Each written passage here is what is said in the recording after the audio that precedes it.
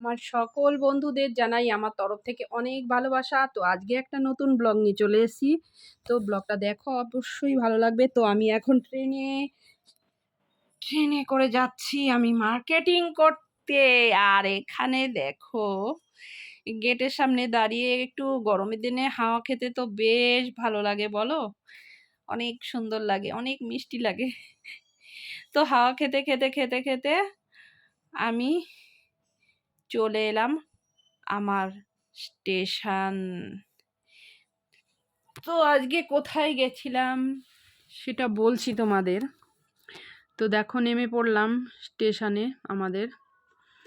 তো আজকে গেছিলাম আমি একটু মার্কেটে মাছ সবজি এগুলো কিনতে।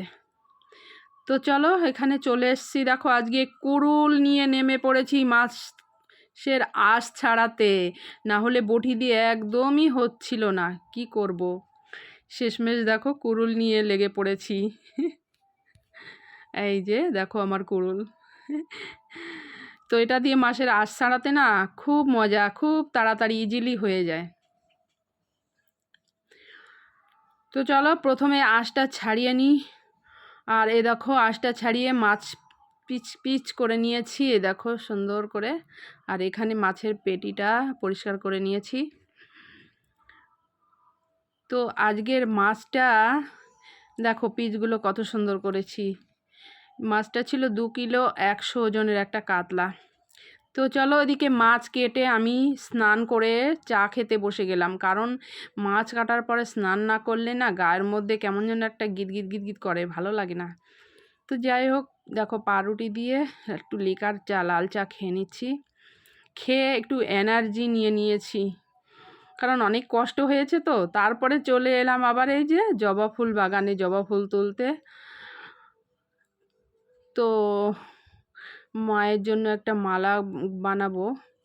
তো মাকে মালা দিয়ে পুজো দিলে খুব মানে খুব ভাল লাগে আর কি, যেটা বলছি আমি।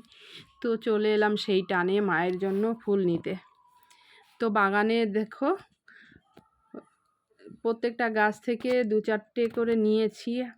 আর 2-4টে করে নিয়ে দেখো আমার অনেকগুলো ফুল হয়ে গেছে। দেখো, 2-3টে মালা হয়ে যাবে, 2টো তো হবেই।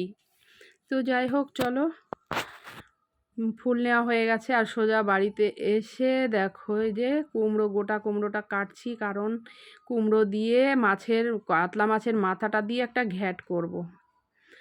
তো চলো, আমার রান্না হয়ে গেছে। এখানে মাছের পেটি ভেজে নিয়েছি। আর এখানে দেখো ডাল করেছি সজনে ডাঁটা দিয়ে। আর এখানে ভাত। আর ওইখানে যে মাছের মাথা দিয়ে ঘ্যাট করেছি। আর এই যে কাতলা মাছ দিয়ে আলু দিয়ে মাছের ঝোল। এই ছিল আজকের ব্লগটা। কেমন লাগলো অবশ্যই জানিও। টাটা।